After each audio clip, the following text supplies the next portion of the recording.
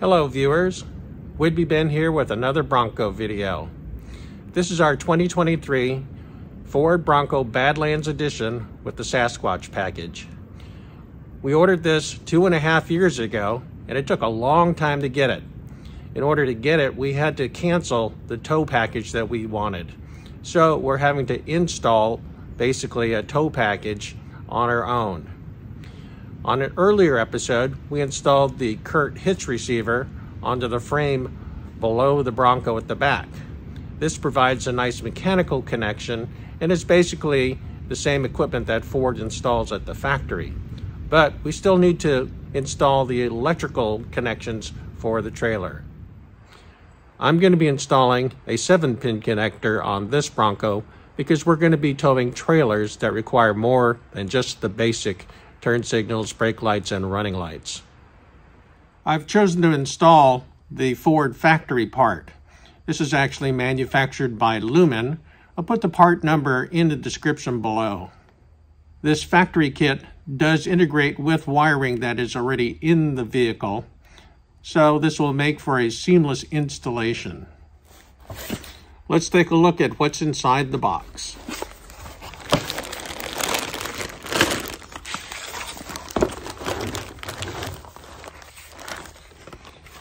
One of the things to note is that there is no physical manual. They give you a card with a QR code that you can scan in order to download the directions.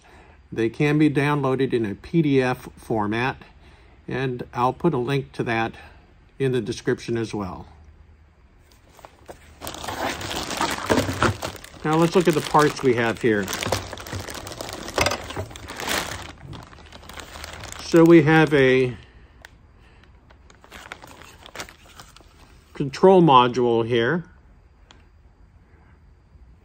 which will integrate all of the braking controls with the car's electronics.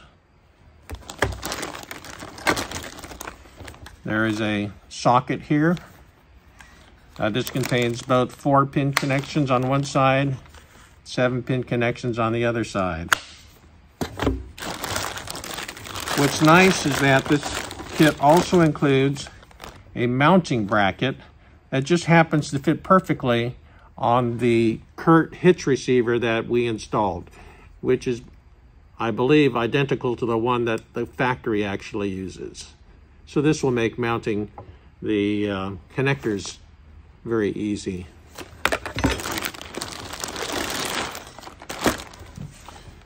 There is a wiring harness here that has 7-pin connection on one end, looks like some heat shield, and then a bunch of other connections for tapping into the vehicle wiring harnesses where the brake outputs will ultimately be. And we have a few other miscellaneous things, a bunch of zip ties, some pigtails. Now, if you have a model year prior to 2023, you'll end up having to splice these pigtail wires into your wiring harness. This is a 2023 Bronco, so we won't need to use that. And there's also some nuts and bolts and some, looks like heat shrink butt connectors in here too to complete all of our connections.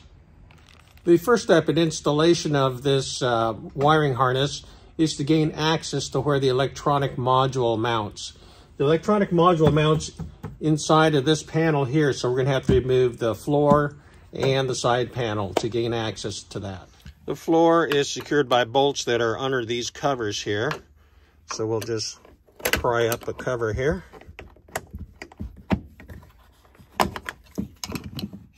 And there's our bolts. And we're going to have to remove bolts from all 4 corners in order to get this floor up. These happen to be secured with a 10mm bolt.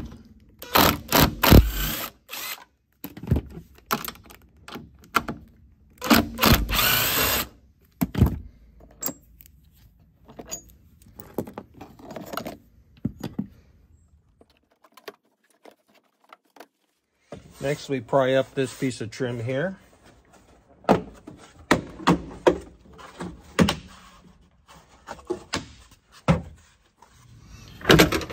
when you do get this panel pulled away from the sidewall, there's an electrical connector that needs to be released back here.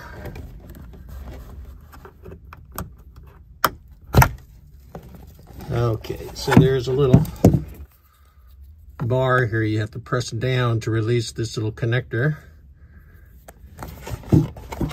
And don't know if that actually connects to anything other than just, maybe it's just a dummy holding spot for that. The official Ford manual says to remove this entire panel, but really once you get the back end of it freed up, you can get to the area where we need to work, which is right down in here with these studs here and these connectors. I'm just using a little stick to prop this open here. And of note, there are some unusual fasteners that they use here.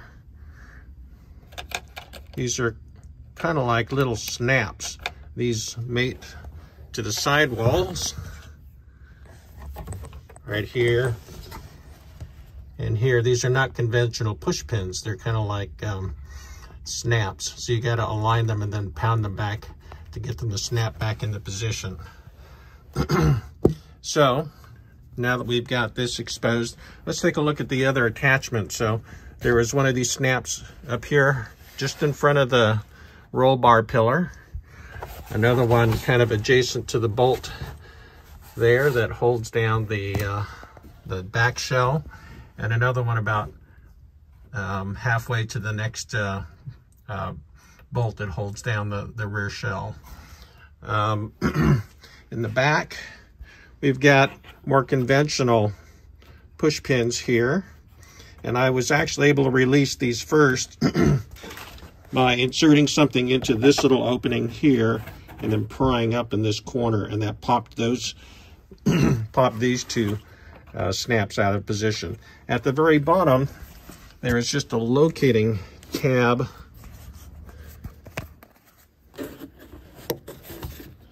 on the underside of this piece here.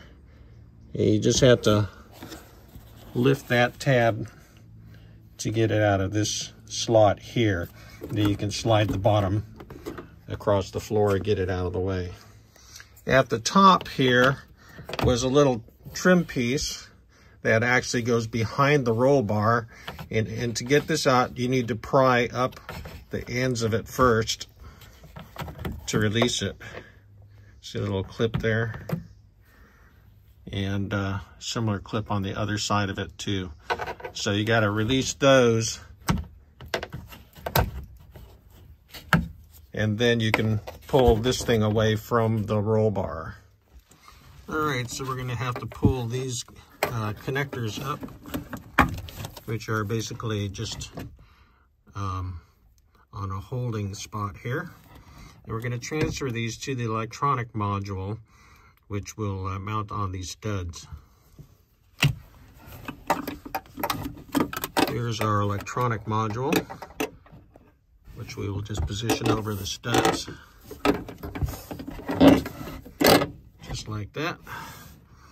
Then I will transfer these connectors and we'll bolt this thing down. For this application, it appears that these plugs all have an adapter on the end that have to be removed in order to install these things. So to remove them, you got to depress the tab and then pull the adapter off the end, kind of like that. And that should allow us to insert this into the controller that we have. Same thing applies to these ones here. You got to push this tab down, and then you can pull off the adapter off the end here. And same with the last one here. Push down the tab and then push the adapter off. And there's our electronic module bolted into place. These are 10 millimeter bolts, and so you might save yourself a little bit of trouble by having a 10 millimeter deep socket for tightening these. Having this panel off also appears to give us access to the tail lamp wires.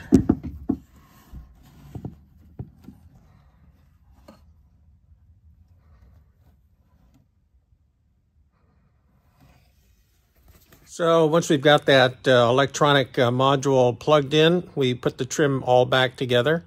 And now we turn our attention to what's on the outside. The mounting bracket for our socket is going to mount on these two bolts here. So we'll just back these two bolts out, put the new bracket in place, and then bolt them back down, and then retorque them back to 110 foot-pounds of torque. The one tricky part to running the wiring is you have to pull out the wheel liner on the driver's side to get to the frame.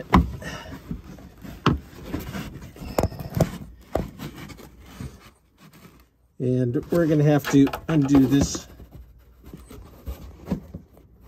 We're going to have to undo this nut to attach another grounding wire. This turns out to be a 7mm bolt that's holding that ground wire. So we'll pass the wiring harness and attach the grounding wire to this nut and then, or to this bolt, and tighten it back down. The factory harness is kind of nice because it has attachment points already mounted onto the cable itself, and there are holes in the frame that each one of these little connectors goes into. There are also a few spots in the directions where we have to use zip ties to fasten to other wiring harnesses or brake lines or other structures that are integral to the frame. Here's an example of the mounting holes. Here's one here, and there's another one over here that this harness will attach to. This is what it looks like when the anchors are inserted into the holes in the frame. This part of the wiring harness is wrapped with heat shielding. So we've run the wiring harness along the inside of the frame, attaching it everywhere there was an attachment point and a pre-drilled hole. You pretty much have to do that by feel, and you can look. But we're going to use the same bolt here. This is the ground wire that is on that wiring harness, and we'll just tighten this down along with the existing ground lug that's there. So that's the grounding lug attached to the existing grounding lug, and this is just forward of where the shocks mount to the frame. And now we're just going to continue to pass this wiring harness forward to the front wheel well. We're going to be attaching it to the outside of the frame with the other wiring harness parts. Now that that ground connection is done, we'll just reattach the wheel well liner with the push pins, and there's a couple small bolts. So the wiring loom comes over the body mount where it's secured so that it won't rub against the body, and then it joins this wiring loom, which continues forward, goes around the outside of this body mount, and it ends up right behind the crash bar. All right, this shows us we've threaded that wiring bundle into the front wheel well, just following the other wire bundle that goes around the body mount. And we're going to be splicing it to these connectors hiding up inside here. We're in the front wheel well, and I finally got these connectors off of the brackets up there and got them pulled apart. It was a bit of a struggle though. They're the connectors are mounted on this bracket here, and you kind of have to push the big connector upwards to get it off, and you got to yank the smaller one downwards to eventually get it off. There's a little retainer flange there that has to be overcome. But got those out, and now we'll see about adding the wiring from the wiring harness to these connectors. Okay, now comes the tricky parts here. We've got to unlock these pins. We just take a small screwdriver here and use it to push this light colored piece forward, just kind of like that. And that will unlock the pins. Next, we have to take this rear locking piece off. We're just going to have to pry the connector near these retaining snaps on both sides, so that side's loose. And flip it over. Do the same thing with these two here.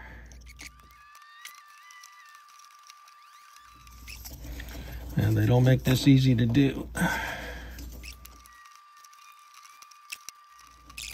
Now, if you get this separated a bit, you can see that there's actually plastic filler pins here in locations where we don't have wires. See the little filler pins there? These filler pins help waterproof the connector. We're going to be installing something here in this position. This is pin number 40. And we'll be putting a white wire into that. Now on the back side of the connector, we've got that dummy pin there, so we're going to remove the dummy pin so we can insert a wire. We'll see if we can do that with some needle nose pliers here.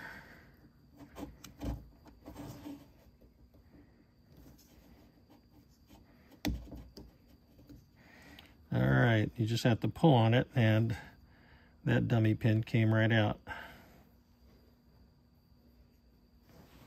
The instructions seem to imply that there's a dummy pin on this side here, but I don't see one.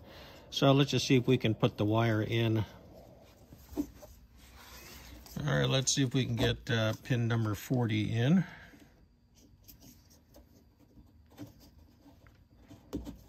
There it goes. And we're going to advance it through the hole.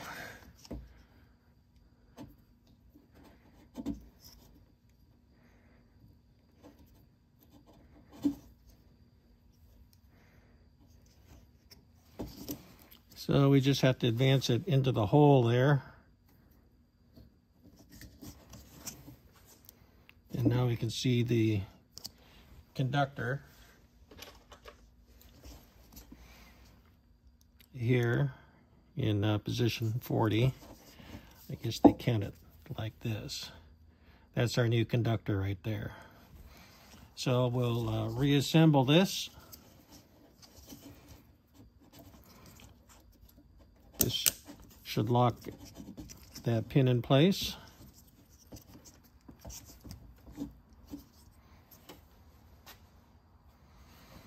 And I guess we'll wire tie this to the wiring harness.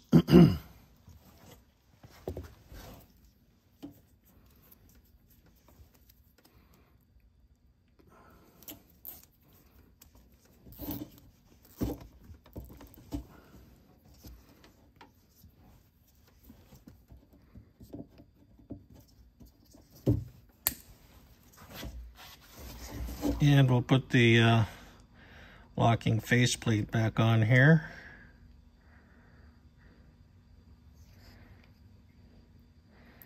Yeah, this looks like the right direction here. That just snaps right in there. And now we'll be able to reconnect this connector. Let's make sure we got them aligned properly.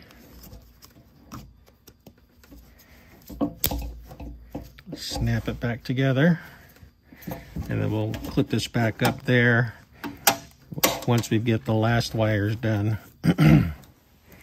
Now we're going to insert these pins into the back of this connector here in positions that correspond with the same colors on this side over here. We'll have to open this up and remove plugs just like on the other one. So let's unlock this.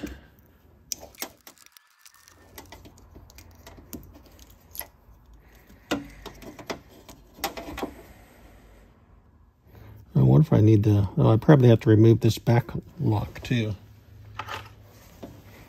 That's how we get to those plugs. The instructions didn't mention that on this side here.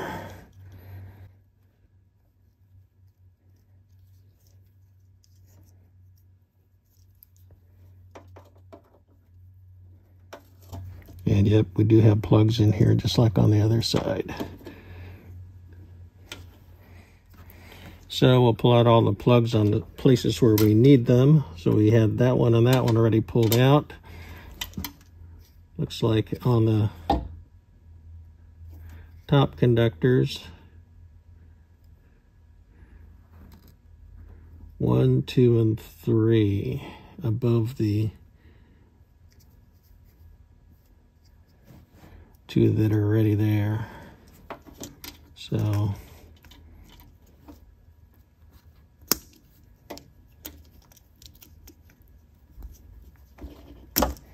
pull that plug out. Next one.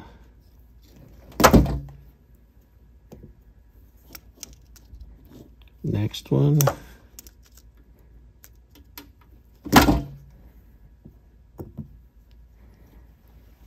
And on the bottom, we just need the one that we've already pulled out. Okay, so we should be able to put in all our conductors now. So let's try that again. Blue and yellow.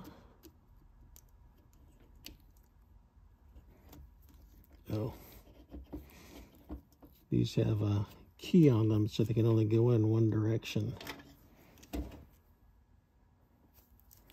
Yellow one's got a little nib on the bottom, so that's got to go in through the nib oriented downwards. The blue one didn't seem to need a nib.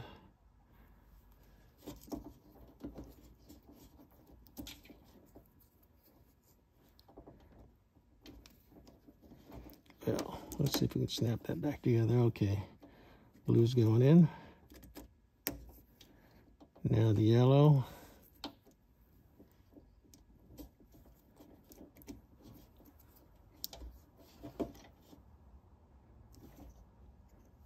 There's that pin that came from the other side.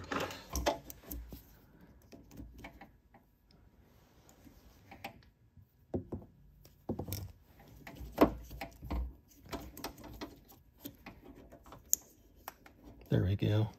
Now we can see the blue and yellow conductors are snapped into place here. And now we'll just continue with the brown, green, and red. Again, these correlate with the conductors over here too. So the brown one goes in the corner.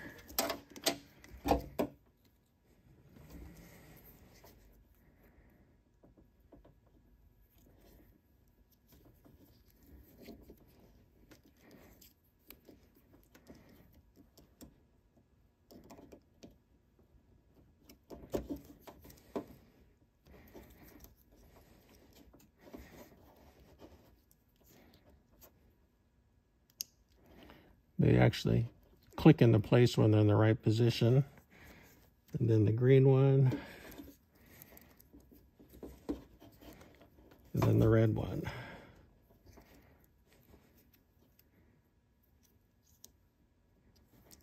And these ones have the little keyway that you gotta orient properly.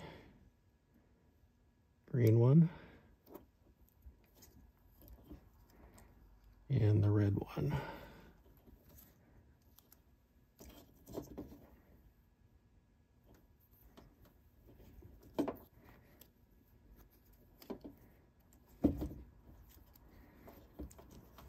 Somehow this wire doesn't want to twist the right direction.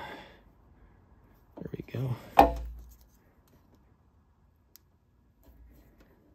Green and red.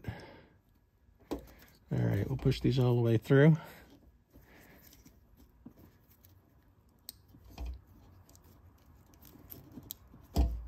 So we can hear them snap, and you can see the conductors here.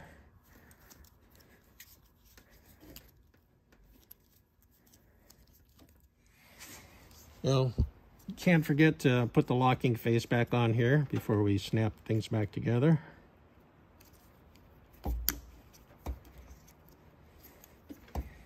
Okay. Now we'll snap these back together and lock them. All right, we'll just clean up things here, and we're essentially done with the wiring part. So we're just about done here. We'll just insert the, once it's been inserted, you need to kind of lock it into place by pulling up on these little brackets here. And I'll need a shorter screwdriver to do the same thing with the bracket on the top. And then we just have to connect this plug into the socket here. There we go. And looks like that's done. So viewers, that's all there is to installing the Ford trailer tow kit. Ford part number VP2DZ15A416A. And we previously installed the Curt hitch receiver, part number 13493. These two parts were $279 for the trailer tow kit and $109 for the Curt hitch receiver. That's a total of about $388. The factory charge for the tow package was $595, so we did end up saving a little over $200 by ordering the vehicle without the tow package and installing it ourselves. But the bigger issue here was that Ford threatened to cancel our order if we did not remove the tow package. So the only way we could get this vehicle built as a 2023 model year was to remove the tow package. Now let's see if it actually works. We'll go ahead and plug in a 7-pin cable from our trailer.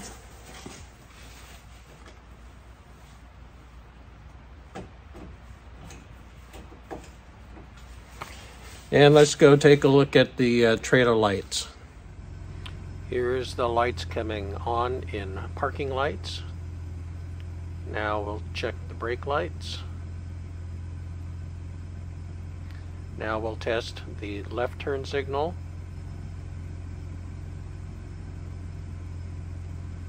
And we'll check the right turn signal.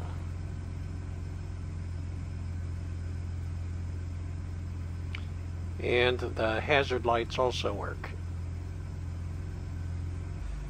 The final step in the Ford installation instructions is to use the FDRS software to enable the trailer tow programmable feature. This unfortunately is something that must be done by a dealer or mechanic with access to the software and hardware interface. We'll do this the next time the Bronco has to go in for any kind of service. But even without the programming, the trailer lights all seem to be working fine. The trailer tow programmable feature probably activates advanced vehicle stability control programming, as well as deactivating the rear parking sensors when a trailer is attached. These sorts of features would obviously not be available with any aftermarket trailer tow package. So viewers, that's what it takes to install the Ford trailer tow package if you didn't have it installed at the factory. We basically have the same equipment that the factory would install. We did it ourselves and we saved about $200, but more importantly, we got this Bronco built by removing the tow package because that was a constrained item. I hope you found this video to be helpful. If you did, please like and subscribe. Until next time, this is Would-Be Ben signing off. Bye-bye.